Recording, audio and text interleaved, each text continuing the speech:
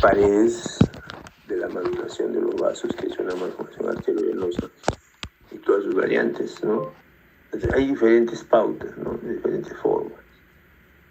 Entonces, siguiente, por favor.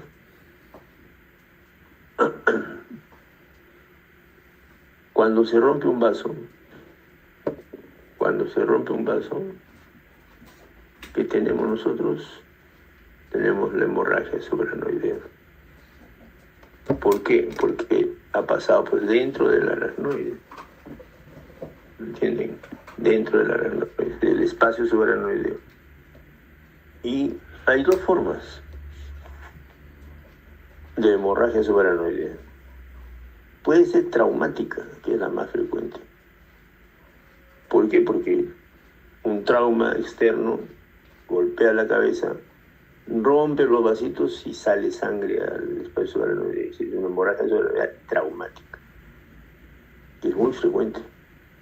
Todos los T moderados, T graves tienen traumatismo y tienen hemorragia subaracnoidea traumática, que es diferente a la hemorragia subaracnoidea espontánea, que es el problema para nosotros ahorita. ¿Por qué es espontánea? Porque de un momento a otro se rompe la pared.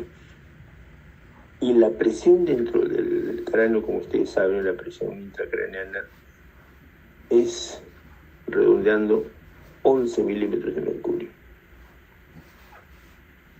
¿De acuerdo? Pues, al romperse la pared del vaso, se pone en contacto la presión endovascular, la que manda la aorta, que generalmente son 110 milímetros de mercurio. Entonces, ese diferencial tan enorme, de 110 a 11, nivela la presión del cráneo y es una catástrofe, un cataclismo. Y el enfermo pues tiene cefalea intensa, brusca, pérdida de conocimiento y muchas veces se desmaya. Es como que le apagan la luz. Es de la ruptura. La hemorragia subaracnoidea espontánea. Antiguamente los antiguos le llamaban derrame cerebral. Y la causa más importante, más delicada, más difícil de una hemorragia subaracnoidea es un aneurisma cerebral. Siguiente, por favor. La patología aneurismática es de mucha importancia en los hospitales del Perú. Bueno, Rebagliati, gracias al doctor Morote, que lo ven ustedes ahí como una criatura, se opera desde el año 62 más o menos, 1962. Ahí funcionaba pues la unidad de control de neurocirugía. Antes de que se inventen los cuidados intensivos, ya teníamos nosotros una unidad de control de cirugía cerebral de alto nivel. Ahí estaba el doctor Donald Morote, el doctor William Locke, el doctor Salazar, el doctor Sánchez, que fallecidos todos. Maestros que nos enseñaron a operar. ¿A operar qué? Aneurismas. Ya teníamos 5 camitas. Y paulatinamente fue creciendo, aprendíamos cada vez más. Y desde el año 1999 se transformó en unidad. Ya no eran 5 camitas de control, sino ya eran 14 camas de la unidad de cirugía vascular cerebral. Solamente operábamos aneurismas. Después de 2008 ya se hizo servicio de cirugía cerebral y neurointensivismo. Ya crecimos más, ya. Y también estábamos más entrenados. Y aceptamos a los intensivistas, que ya no eran intensivistas generales, sino neurointensivistas. Nosotros hemos sido intensivistas por necesidad desde que se hizo el hospital hasta el año 2008. De ahí, a partir de 2008, ya le dimos la pauta a gente que trabaja en cuidados intensivos, que trabaja con aparatos respiratorios, con ventiladores, con monitores de presión intracerebral, de presión arterial, etc. Un trabajo mucho más especializado. Y obviamente con enfermeras también especializadas en cuidado intensivo neuroquirúrgico. Todas estudian. Es una obligación. Entonces, Nosotros tenemos que usar por los neurocirujanos generales ventiladores volumétricos, sensores de presión, monitores multimodales, hacer hemodinamia arterial, yugular, encefalografía, ecografía cerebral, electro. Te hacemos de todo, ¿no? Haciendo ese trabajo. Un trabajo múltiple. Y acá ven ustedes, el objetivo es este. Debajo de la imagen del doctor Morote, el objetivo es cerrar con 2 clips en este caso, un clip recto, está bien pegado al vaso, y uno fenestrado con un hoyito, es para reforzar, con la idea de que ese aneurisma que hemos cerrado el cuello no nos traiga más problemas hacia adelante. Siguiente. Acá tienen ustedes al doctor Morote. El doctor Morote publicó en el año 74 este texto que se llama Tesis Doctoral. Con eso se hizo doctor en medicina, doctor Morote, en San Marcos. Ese ejemplar es en papel bulky. No tiene libro, es papel bulky. Es a la antigua. Pero es muy valioso porque resume hasta el año 74 toda la experiencia de cirugías de aneurismas cerebrales y malformaciones cerebrales en el hospital de Valera. Se cogieron 100 casos, 50 de aneurisma, 50 de MAB, para tomar algunas conclusiones, que como ustedes saben, un trabajo poco significativo estadísticamente. Actualmente sí. Actualmente más o menos tenemos alrededor de 5.000 casos superados desde que empezó todo. Es bastante. Y se está procesando, ¿no? Se está trabajando. Siguiente. Acá lo ven dando una conferencia en el Colegio Médico sobre aneurismas. A la izquierda ven ustedes una dilatación aneurismática. Parece como una cabeza de cebolla. Ahí en la parte alta. En la parte de abajo ya está clipado con los clips, tiene 3 clips. Abajo hay uno para lo que se llama un mini clip para una cabecita de aneurisma chiquitito. Estando ahí en el camino se ha operado para evitar que no sea problemas futuros. Pero el problema básicamente es el de arriba, de la bifurcación de la carótida. Entonces se ve como una especie de doble cabeza ahí. Y ese es altamente peligroso, eso se rompe y da una hemorragia severa y posiblemente la muerte. Bien, siguiente. ¿Qué es un aneurisma? Es una dilatación de la pared. La pared tiene 3 capas. Por fallas en la pared externa, en la pared media, en la elástica, y por la fuerza hemodinámica de la sangre, en los puntos donde hay bifurcaciones, ahí aparecen los aneurismas. Y entonces tienen ustedes ese planito que les he puesto ahí, con aneurisma en la cerebral anterior, cerebral media, comunicante anterior. Los más frecuentes en nuestra casuística en el hospital de Valera son 3 lugares. Cerebral media, la bifurcación de la cerebral media, la comunicante anterior y la comunicante posterior. 30-30-30, o sea, 30% comunicante anterior, 30% comunicante posterior y 30% cerebral medio. Más o menos en nuestra casuística, entre los 3, 90%.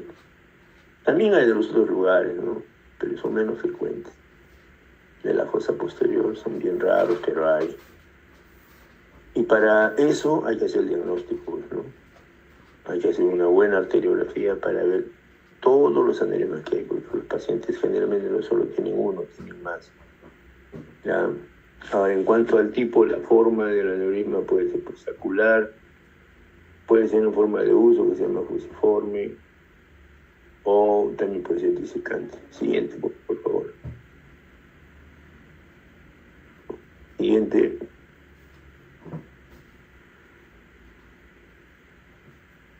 Tipo de aneurisma, siguiente.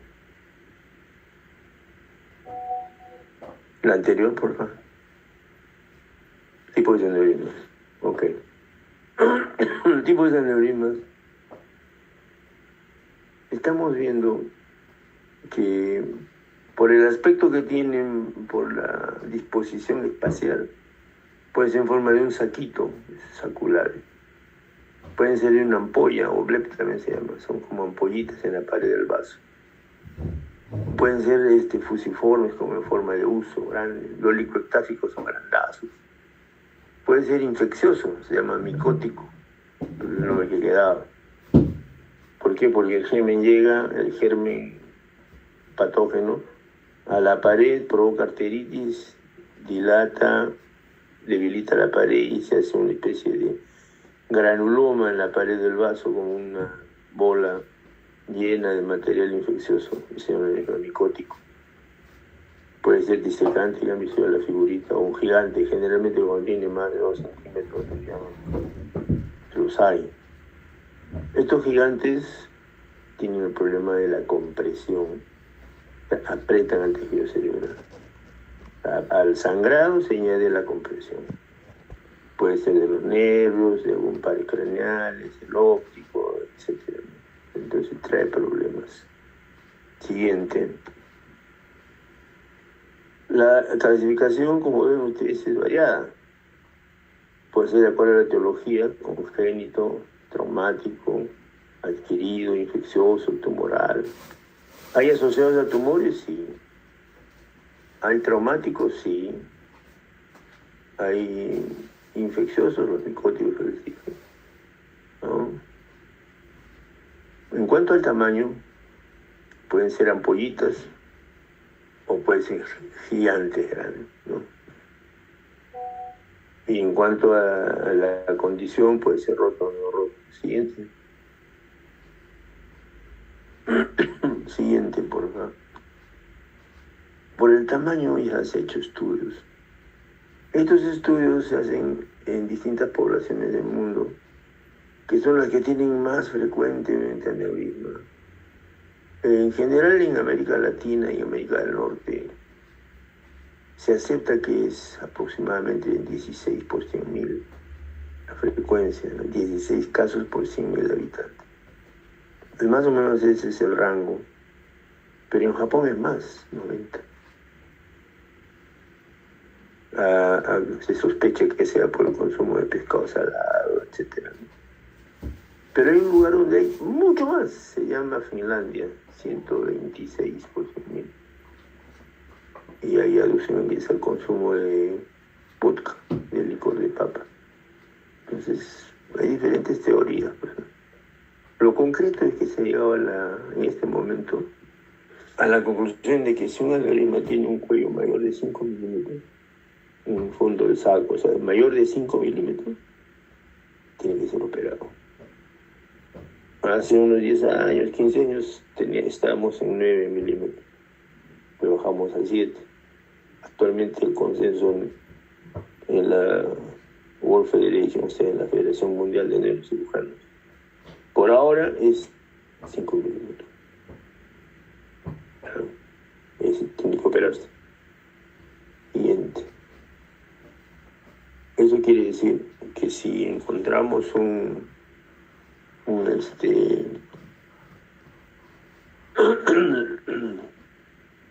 lo anterior creo que es. Lo anterior, ponte por favor.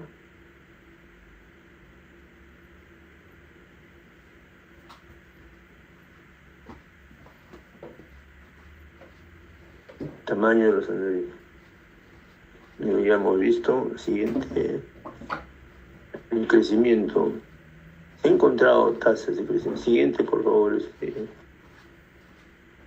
crecimiento. La tasa de ruptura varía, pues, varía. Y no es, por ejemplo, japonés. Él ha encontrado luego de 18%. Villa Blanca es español, 10%. Jubela es finlandés. Crece en 1 milímetro durante toda la vida del paciente. Entonces hay una tasa de ruptura de 3% por año. Y cada vez es mayor, 30 veces. Realmente hay bastantes trabajos sobre el tema. Pero lo más importante es el seguimiento y estar observándolo. Si empieza a crecer hay que operarlo. Siguiente.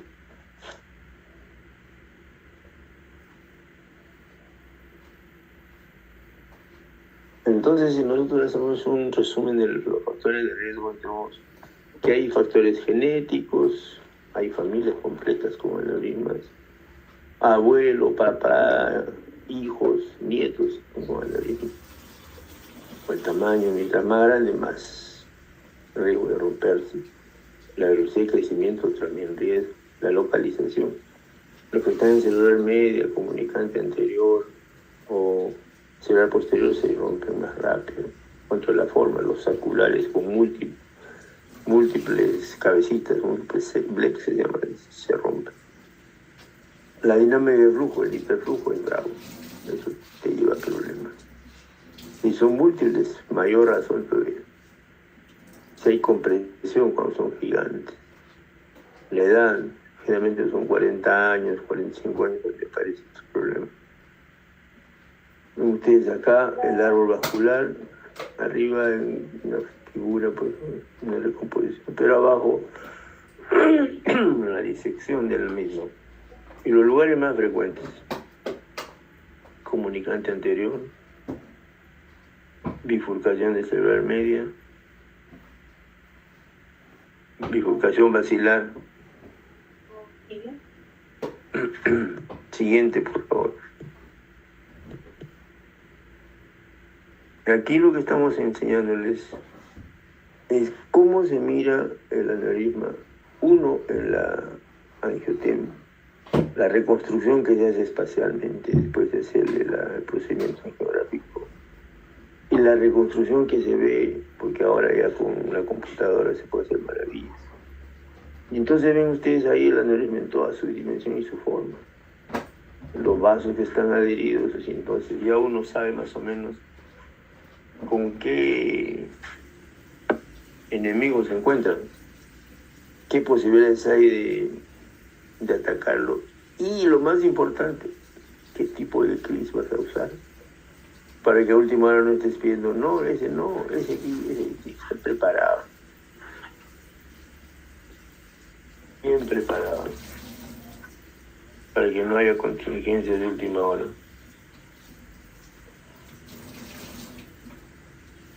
Siguiente.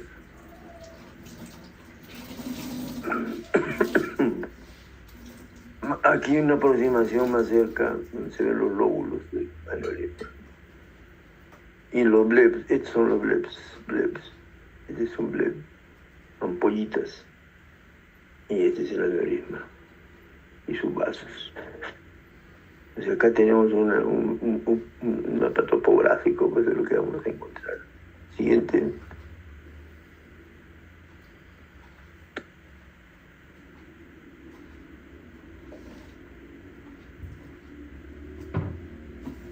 Como ven, se ha hecho arteriografía, reconstrucción, pero cuando llegamos a él, generalmente llegamos al hacer una tomografía. Hacemos tomografía y encontramos sangre. Hacemos angiotomografía y se nos dibuja esta bolita. El aneurisma grande, redondeado, gigante. Más abajo también hay imágenes de aneurisma, ¿no? Y la arteriografía al otro lado. Entonces nosotros tenemos que ir en esa secuencia, ¿no? Tomografía, angiotomografía, angioresonancia, por los vasos, angioresonancia, o sea, ver los vasos con resonancia, y arteriografía, que es, digamos, el bol estándar, ¿no? Siguiente.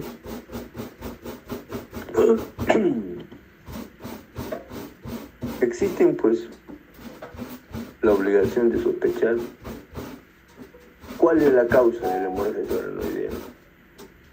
La causa de la hemorragia,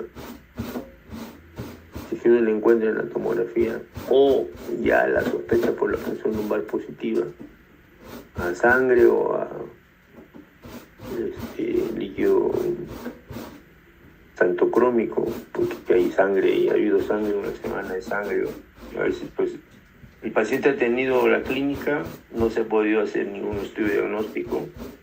Se le hace la tomografía y sale negativa, sale normal. Pero se le hace la punción lumbar y aparece sangre, o restos de sangre.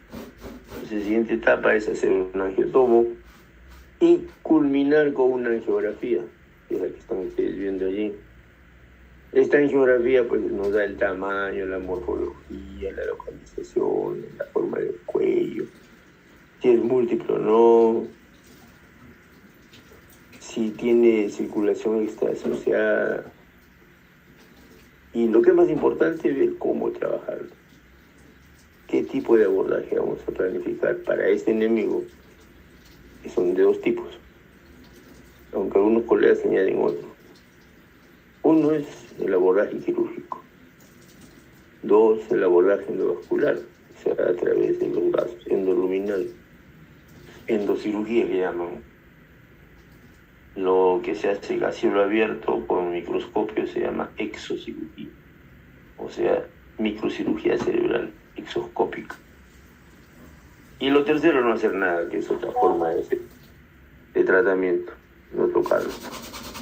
Entonces, todas esas alternativas tenemos totalmente, digamos, a la mano. Las imágenes, como vemos ustedes acá, es una imagen sagital, una imagen axial para ver los vasos en toda su dimensión. Siguiente. Acá tienen ustedes un aneurisma de la comunicante anterior, más o menos como les dije, un 30%, la localización más frecuente. La carótida y cerebral media son los más frecuentes. Siguiente. Este colega, el doctor Michael Lawton, publicó este libro hace unos 5 años, 4 años más o menos. Tenía en esa época 4.700 aneurismas operados. 4.700 es su casuística de todo lo que ha hecho. Este libro se llama 7 aneurismas, donde habla de los 7 lugares más frecuentes y cómo operar a los 7 lugares. Es toda una Biblia para nosotros, un libro de la mesa de noche. Lee y lee constantemente para imbuirse en toda la filosofía que significa operar aneurisma. ¿Ya? Dice el doctor Lawton, su microscopio, en este momento usa Kineo, un microscopio de altísima resolución, que le permite pues hacer cirugía maravillosa en los aneurismas. Siguiente. Siguiente, hija, siguiente. Ok. Entonces, resumiendo, vemos en un esquema al lado derecho la bóveda craneana, la dura madre, la aracnoide, el espacio subaracnoideo, el vaso que transcurre y el espacio que cae por donde caminan los sucos, por donde camina el vaso, para después entrar al tejido perivascular y al parénquima. Todo ese espacio está lleno de líquido subarachnoideo, que se llena de sangre, porque la arteria está en el espacio subaracnoideo. Y como es sangre, es opaca, tiene más o menos aproximadamente 40, 60 unidades Hounsfield, se ve blanco, como en el lado izquierdo. En la tomografía, en la zona de las cisternas, se pinta ahí como un murciélago con las patitas, las manitos, la cabecita. En la axial, en los costados, se ve la sangre en las cisternas. Entonces hay que estar atentos. Lo primero que hay que buscar si hay o no hay sangre. Si hay o no hay sangre. Siguiente.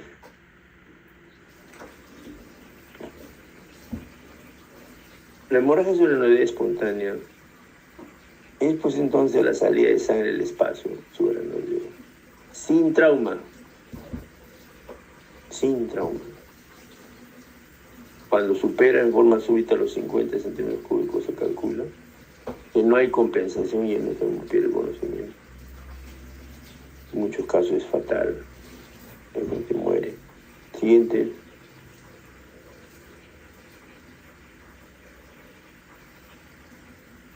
Como les decía, la incidencia es 16 por 100.000.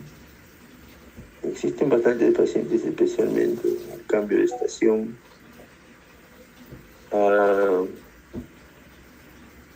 Hay una una serie de datos epidemiológicos que hay que tomar en cuenta, ¿verdad?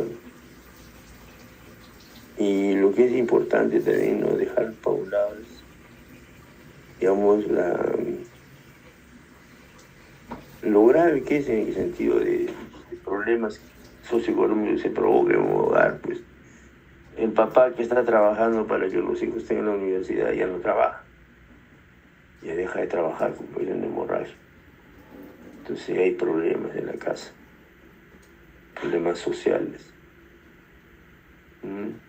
Aparte, en muchos casos fallecen, casi la mitad se mueren antes de llegar al hospital. Son datos que hay que tomar en cuenta, porque hay gente menor de 55 años, no es gente productiva, y tienen estos problemas. Siguiente. Estas son algunas características de, como ustedes, Finlandia, Japón están arriba. Finlandia, Japón están arriba. Siguiente.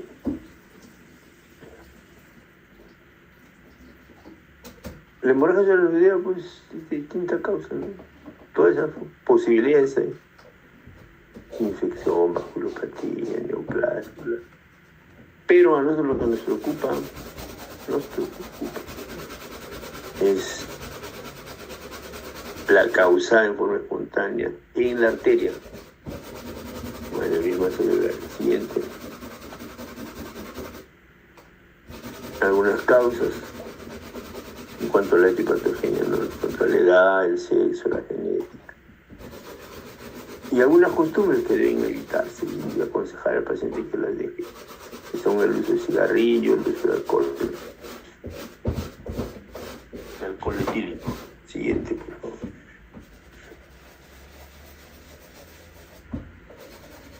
Acá tienen una imagen anatomopatológica y en tomografía de la sangre en el espacio subaracnoideo.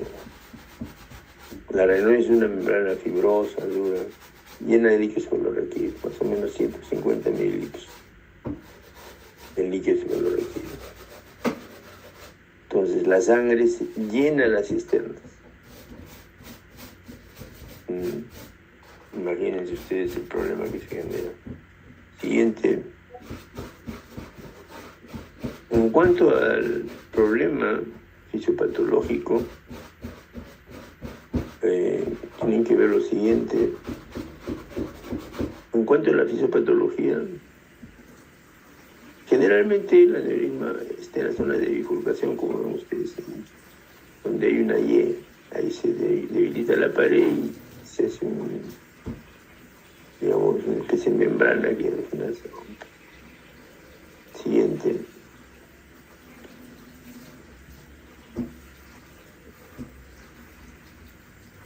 Siguiente.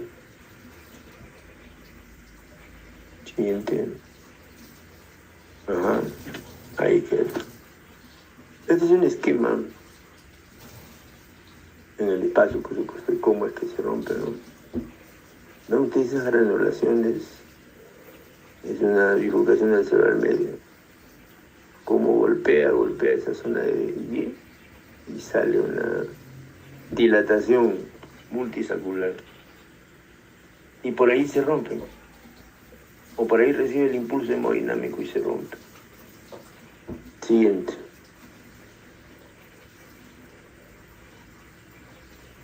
¿Qué es lo que ocurre cuando hay una ruptura de sangre?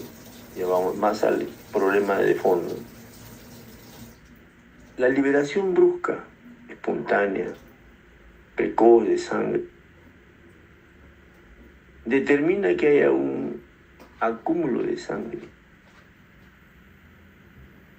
un coágulo, digamos, ¿no? Eso provoca hiperemia reactiva, isquemia transitoria. Todo eso ocurre en las primeras 72 horas. Las primeras 72 horas. Esas son las complicaciones precoces de la injuria cerebral por hemorragia cerebral espontánea. Pasadas las 72 horas, o 3 días, ya vienen los eventos diferidos, complicaciones tardías llamadas y el hemorragia espontánea.